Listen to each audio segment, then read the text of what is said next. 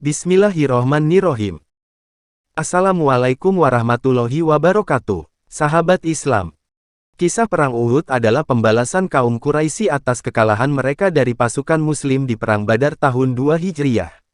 Perang Uhud terjadi pada tahun 3 Hijriah atau 625 Masehi di Madinah. Perang terjadi di lembah Bukit Uhud, oleh karena itulah maka pertempuran itu disebut Perang Uhud.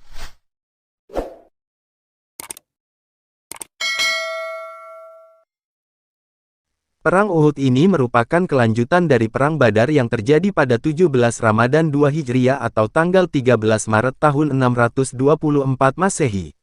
Saat Perang Badar, kaum Quraisy bisa dikalahkan oleh kaum Muslim.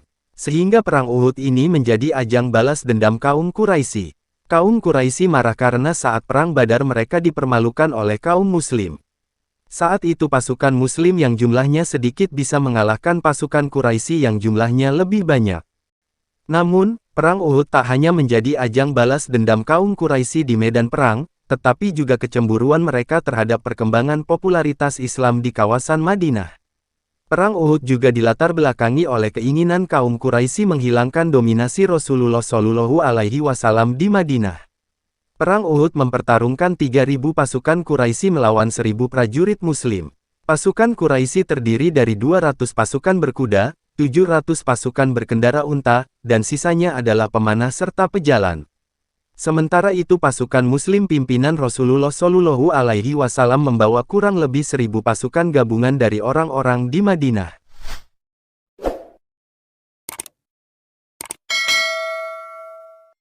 Semua berawal dari kepulangan Abu Sufyan dengan kafilah dagangnya. Ia berkata di hadapan para pembesar Quraisy, "Wahai Quraisy, sesungguhnya Muhammad telah mengalahkan kalian dan membunuh pemimpin-pemimpin terbaik kalian. Bantulah aku dengan harta ini untuk memeranginya." Mereka pun menyambut ajakan tersebut sehingga terkumpul 1.000 ekor unta dan 50.000 dinar. Mereka pun mulai mengumpulkan pasukan untuk memerangi Rasulullah Shallallahu Alaihi Wasallam, dan meminta bantuan kepada kabilah-kabilah yang tersebar di sekitar Mekah.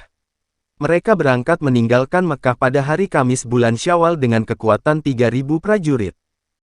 Mereka mengumpulkan pasukan yang jauh lebih besar dan bersiap untuk ke Bukit Uhud. Pasukan Quraisy dipimpin Abu Sufyan yang memimpin 3.000 prajurit, termasuk di dalamnya pasukan berbaju zirah. Tak hanya itu, mereka juga diperkuat 200 orang pasukan kavaleri. Rombongan pasukan ini berjalan dari Makkah hingga tiba di dua mata air lembah Sabkhah, dari saluran air di atas lembah yang menuju Madinah. Awalnya pergerakan pasukan Quraisy ini tidak diketahui oleh pasukan Muslimin. Kabar pergerakan pasukan Quraisy ini baru diketahui oleh Rasulullah 2-3 hari kemudian. Rasulullah mengetahui informasi bahwa Madinah sedang berada dalam ancaman setelah mendapatkan kabar dari Abbas, pamannya yang masih di Makkah. Al-Abbas bin Abdul Muthalib telah menulis surat kepada Rasulullah Shallallahu Alaihi Wasallam memberitahu apa yang sedang terjadi. Surat itu disampaikan oleh seorang kabilah Bani Ghifar. Kemudian surat itu dibacakan oleh Ubay bin Ka'ab di hadapan Rasulullah, dan beliau meminta untuk merahasiakannya. Akhirnya, berita kedatangan tentara Quraisy pun tersebar di masyarakat dan membuat takut orang-orang Yahudi dan munafik. Apalagi ketika pasukan musyrikin sudah tiba mendekati Madinah, membuat suku Aus dan Khazraj berjaga-jaga sambil membawa senjata di kawasan Masjid Nabawi di dekat rumah Rasulullah, karena khawatir akan adanya serangan mendadak. Pada malam Jumat Rasulullah bermimpi, dan keesokan paginya, Rasulullah ceritakan di hadapan para sahabatnya, "Demi Allah, sungguh semalam aku bermimpi baik. Aku bermimpi ada beberapa ekor sapi yang disembelih, pedangku sumbing dan aku memasukkan tanganku ke dalam baju perangku. Adapun sapi yang disembelih, adalah terbunuhnya beberapa orang dari sahabatku. Selain itu, sumbingnya pedangku, adalah tanda terbunuhnya seorang dari anggota keluargaku." Dari Abu Musa al-Asy'ari, dari Rasulullah Shallallahu Alaihi Wasallam, beliau bersabda, "Aku bermimpi mengayunkan pedang, lalu patah, ternyata itu adalah isyarat kekalahan yang menimpa kaum mukminin dalam Perang Uhud.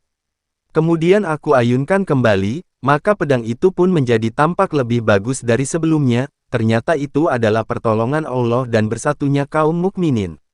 Aku juga bermimpi melihat beberapa ekor sapi, demi Allah sangat baik, dan ternyata mereka adalah kaum mukminin yang terbunuh dalam perang Uhud. Hadis riwayat Bukhari, 4081. Kemudian beliau pun bermusyawarah dengan para sahabatnya, dan berkata, "Bagaimana menurut kalian, apakah lebih baik menetap di Madinah, dan kita tempatkan kaum wanita dan anak-anak di Al-Atom? Apabila musuh tetap bertahan, maka bertahan dalam suasana buruk. Jika mereka masuk Madinah untuk menyerang, kita perangi mereka melalui lorong-lorong jalan yang kita kuasai, dan kita serang dengan panah dari atap-atap rumah." Pendapat ini didukung oleh para tokoh Muhajirin dan Ansar, serta pendapat dari Abdullah bin Ubay. Sedangkan sebagian besar anak-anak muda yang tidak ikut dalam perang Badar dan pemuda yang mencari syahid menginginkan untuk berhadapan dengan musuh. Mereka berkata, "Wahai Rasulullah, marilah kita hadapi musuh kita agar mereka tidak menganggap kita pengecut." Rasulullah Shallallahu Alaihi Wasallam tidak menyukai sikap mereka yang meminta terus-menerus. Ketika mereka bersikeras dengan keinginannya itu, beliau pun mengimami mereka dalam sholat Jumat. Selesai sholat Rasulullah menasihati, dan memerintahkan mereka untuk serius dan bersungguh-sungguh. Mereka pun senang untuk menghadapi musuh, sementara yang lainnya tidak menyukainya. Kemudian Rasulullah mengimami mereka untuk sholat Asyar, sementara mereka telah bersiap siaga. Rasulullah masuk ke dalam rumahnya. Pada saat itu datanglah dua sahabat yang bernama Sa'ad bin Mu'az dan Usaid bin Hudair seraya berkata, "Kalian telah memaksa Rasulullah Shallallahu Alaihi Wasallam, kembalikanlah keputusannya kepada beliau." Tiba-tiba Rasulullah muncul dengan pakaian perangnya dan sebilah pedang yang terhunus dan tutup kepala baja. Mereka pun menyesal atas sikap mereka selama ini. "Kami tidak ingin menentangmu, ambillah keputusan sesuai kehendakmu, wahai Rasulullah." Kemudian beliau menjawab, "Tidak pantas bagi seorang nabi yang telah mengenakan topi bajanya untuk melepas kembali sampai Allah memutuskan antara dirinya dengan musuhnya." Kemudian berangkatlah Rasulullah dengan kekuatan kurang lebih 1000 pasukan. Ketika mereka sampai di wilayah Syaud, antara Madinah dan Uhud, Abdullah bin Ubay beserta 300 pengikutnya menarik diri sambil berkata, "Dia, Rasulullah, telah mengikuti kemauan mereka, sahabatnya, dan mengabaikan aku. Untuk apa kita membunuh diri kita sendiri wahai teman-teman?" Maka ia pun kembali bersama pengikutnya yang terdiri kalangan munafik dan orang-orang yang ragu. Di tengah perjalanan, Rasulullah melakukan inspeksi pasukan. Ternyata terdapat beberapa anak kecil yang belum memiliki kemampuan untuk berperang, hanya semangat saja dan keinginan untuk menjadi syuhada. Rasulullah menolak keikutsertaan mereka karena masih kecil. Di antara mereka yang ditolak adalah Samurah bin Jundab dan Rafi bin Hudayj. Usia mereka kala itu baru 15 tahun. Kemudian dikatakan kepada beliau, "Wahai Rasulullah, Rafi itu memiliki keahlian memanah." Kemudian beliau pun mengizinkannya. Selain itu, dikatakan kepada beliau, Samurah dapat mengalahkan Rafi. Maka beliau pun mengizinkan Samurah untuk ikut. Rasulullah pun melanjutkan perjalanannya, dan berkata, "Siapakah orang yang dapat mengantarkan kami ke pihak musuh lebih dekat lagi?" Abu Hidsamah berkata, "Saya wahai Rasulullah." Kemudian ia pun mengajak Rasulullah melintasi bukit Bani Haritsah dan perkebunan mereka. Ketika melintasi kebun milik Murabah bin Koizi, ia adalah seorang munafik yang buta matanya, dari Rul Basor. Ketika ia mendengar Rasulullah dan para sahabatnya akan melintasi kebunnya, ia pun melemparkan segenggam tanah ke arah para sahabat sambil berkata, "Jika kamu adalah Rasulullah, aku tidak menghalalkan masuk ke kebunku." Sahabat pun mengepung untuk membunuhnya, tetapi Rasulullah mencegah mereka dan bersabda, "Janganlah kalian membunuhnya, sesungguhnya orang ini buta hatinya, juga buta penglihatannya." Rasulullah pun melanjutkan perjalanannya hingga sampai di sebuah lembah di Uhud, dengan posisi membelakangi gunung Uhud, dan melarang sahabat untuk berperang hingga ada instruksi. Pada Sabtu pagi, beliau telah siap untuk berperang bersama 700 sahabat. Beliau menugaskan para pemanah yang berjumlah 50 orang di bawah komando Abdullah bin Jubair untuk tetap dalam posisinya, tidak meninggalkan posnya sekalipun ia melihat pasukannya disambar burung. Posisi pemanah ini berada di belakang pasukan utama, dan Rasulullah memerintahkan mereka mengusir kaum musyrikin dengan hujan panah, agar tidak menyerang kaum muslimin dari arah belakang. Rasulullah tampil dengan dua baju perangnya, sementara kaum musyrikin tengah menyiapkan pasukannya. Mereka memiliki pasukan kavaleri yaitu pasukan berkuda, dengan 200 ekor kuda. Sayap kanannya dipimpin oleh Khalid bin Walid dan sayap kirinya dipimpin oleh Ikrimah bin Abu Jahal. Perang diawali dengan pertarungan 1 lawan 1. Talah bin Abi Talah salah satu pemegang panji orang kafir, ia menantang untuk bertanding. Ajakan ini pun disambut oleh Zubair dengan langsung menerjangnya, saat musuh berada di atas untanya hingga jatuh tersungkur, lalu ditebaslah batang lehernya dengan pedangnya. Rasulullah lantas berkomentar, setiap nabi itu punya seorang hawariyun, pengikut setia. Pengikut setiaku adalah Az-Zubair. Hadis riwayat Bukhari 2846, dari Jabir radhiyallahu anhu. Setelah itu perang pun berkecamuk, pedang saling berdentingan. Kaum musyrikin sempat berusaha sebanyak 3 kali untuk menembus pertahanan kaum muslimin, tetapi dapat digagalkan oleh pasukan pemanah sehingga mereka pun mundur.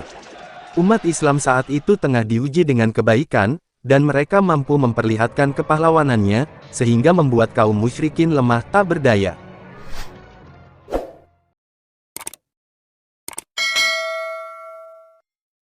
Ali, Zubair, Talhah, Abu Talhah, Sa'ad bin Abi Waqqas, mereka berperang dengan gagah berani. Begitu pula dengan singa Allah dan Rasulnya, Hamzah bin Abdul Muthalib.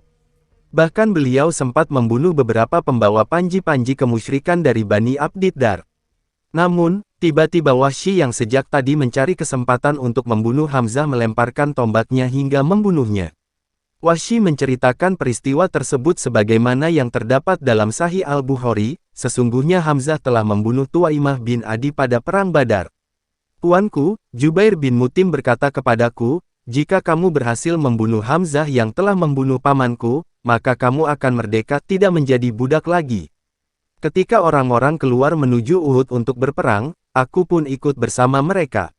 Tatkala pasukan sudah saling berhadapan, tampillah Siba, seraya berkata, adakah di antara kalian yang berani melakukan perang tanding? Maka tampillah Hamzah menghadapinya seraya berkata, hai Siba, anak induk singa yang putus ekornya, apakah kamu menentang Allah dan Rasul-Nya? Maka Hamzah pun mampu membunuhnya.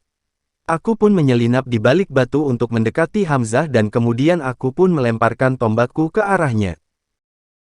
Pahlawan Islam yang dikenal dengan singa Allah itu melangkah berat, kira-kira 2 langkah, kemudian jatuh dengan lembing bersarang di tubuhnya. Wahsy tidak bergerak dari tempat persembunyiannya.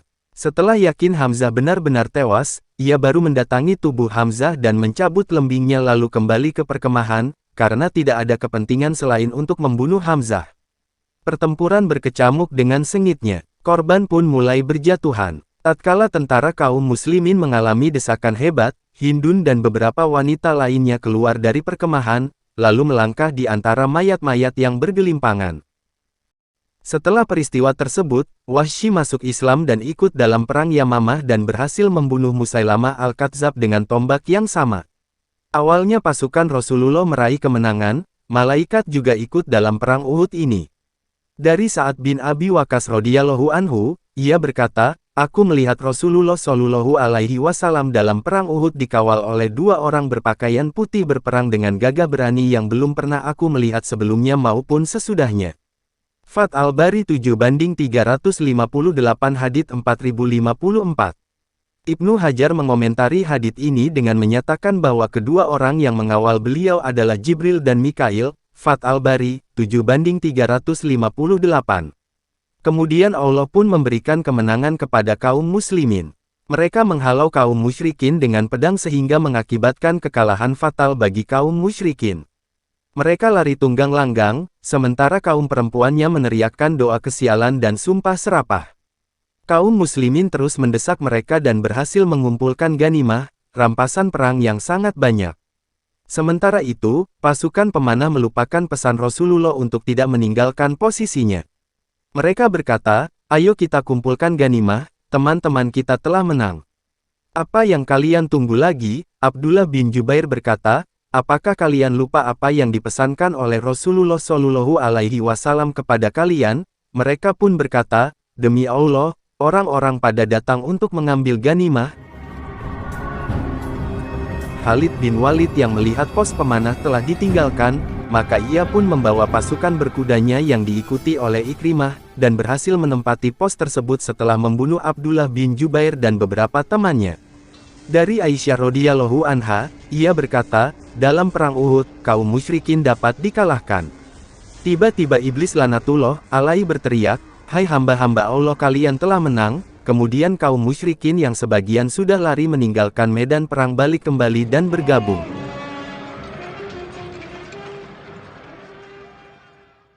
Dari Al-Bara, berkata, hari itu kami menghadapi kaum musyrikin. Rasulullah Shallallahu Alaihi Wasallam tengah mengatur pasukan memanah, dan menunjuk Abdullah bin Jubair sebagai komandannya. Beliau berpesan, kalian jangan tinggalkan pos kalian sekalipun kami menang atau kalian melihat kami kalah, tidak perlu kalian turun membantu kami. Ketika perang berkecamuk, kaum musyrikin lari tunggang langgang. Aku melihat kaum perempuannya mengangkat gaunnya sehingga terlihat perhiasan yang ada pada betisnya. Kemudian pasukan pemanah berteriak ganimah. Abdullah bin Jubair berkata, Rasulullah Shallallahu Alaihi Wasallam telah berpesan kepada kita untuk tidak meninggalkan pos.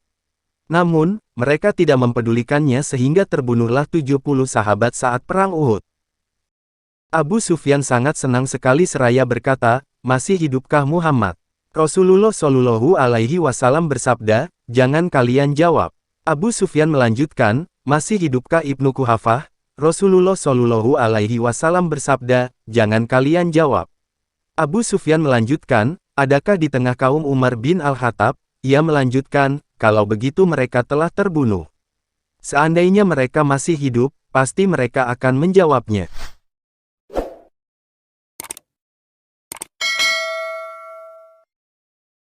Umar yang tidak mampu mengendalikan emosinya berkata, perkiraan kamu tidak benar, wahai musuh Allah, semoga Allah akan selalu menghinakanmu. Abu Sufyan berkata, hidup Hubal. Jawablah, sabda Rasulullah Shallallahu Alaihi Wasallam. Sahabat berkata, dengan apa kami harus menjawabnya? Beliau bersabda, katakan Allah lebih tinggi dan mulia. Abu Sufyan berkata lagi, kami memiliki Tuhan Uzza yang mulia, sementara kalian tidak memiliki kemuliaan. Jawablah, sergah Rasulullah Shallallahu Alaihi Wasallam. Sahabat bertanya, dengan apa kami menjawabnya? Katakan, Allah itu penolong kami, sementara kalian tidak memiliki penolong. Abu Sufyan berkata, hari ini kami telah menebus kekalahan kami pada perang Badar dan perang akan terus berlanjut. Kalian telah mendapatkan perlawanan yang seimbang, aku tidak memerintahkannya dan kamu pun tidak mampu mencederaiku. Bencana telah menimpa umat Islam, barisan mereka pun sempat kacau balau, sehingga kaum musyrikin berupaya untuk membunuh Rasulullah Shallallahu Alaihi Wasallam.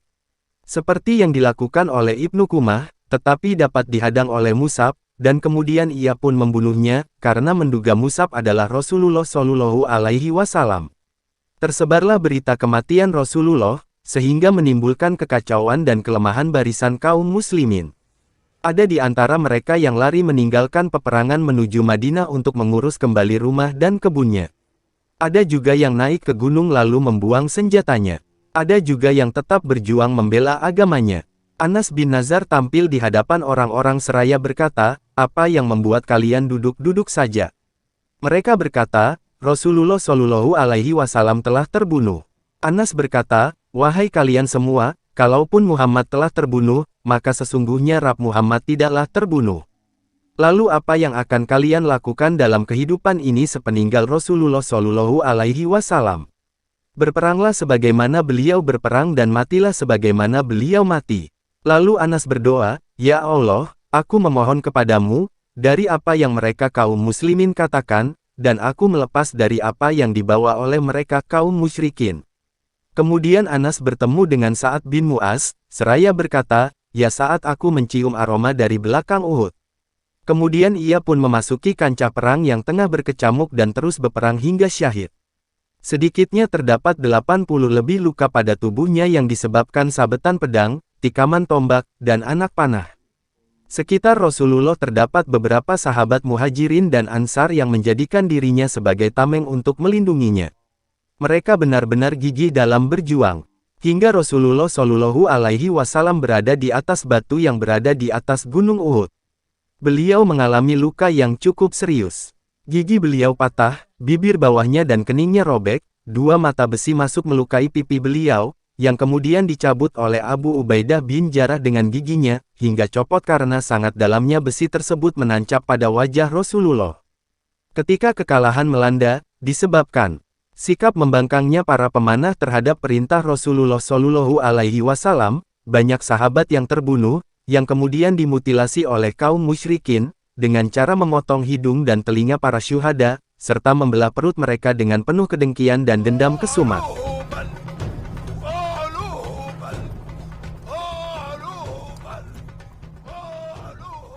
Sedikitnya ada 70 sahabat yang menjadi syuhada, dan kebanyakan mereka adalah dari kalangan Ansar.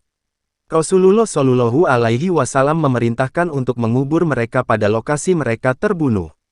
Dari Jabir bin Abdillah, Rasulullah Shallallahu Alaihi Wasallam menghimpun 2 orang syuhada dalam satu baju kafan, kemudian beliau berkata, siapa yang paling banyak hafal Al-Quran? Apabila sahabat menunjuk salah satunya, Rasulullah Shallallahu Alaihi Wasallam memasukkannya lebih dahulu ke liang lahat seraya berkata, aku menjadi saksi mereka kelak pada hari kiamat.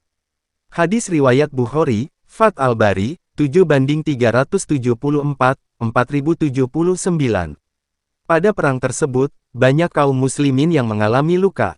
Kemudian Rasulullah kembali ke Madinah setelah mengubur para syuhada, dan mengusir kaum musyrikin hingga Hamra Asad, yaitu Gunung Merah di selatan Madinah, untuk menunjukkan kekuatan umat Islam, dan bahwa mereka tidak terpengaruh dengan apa yang terjadi.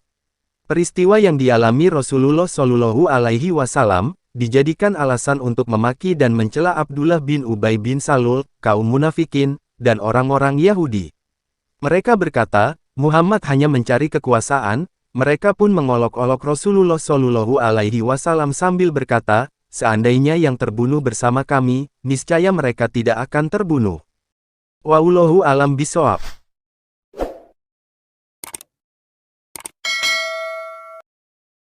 Tentang peristiwa Uhud ini, Allah menurunkan 60 ayat dalam surah Ali Imran, diawali dengan firman-Nya, yang artinya, dan ingatlah ketika kamu berangkat pada pagi hari dari rumah keluargamu akan menempatkan para mukmin pada beberapa tempat untuk berperang. Dan Allah Maha mendengar lagi Maha mengetahui. Quran Surat Ali Imran 121. Demikian sejarah singkat tentang terjadinya Perang Uhud. Terima kasih sudah menonton. Jika video ini bermanfaat, jangan lupa subscribe.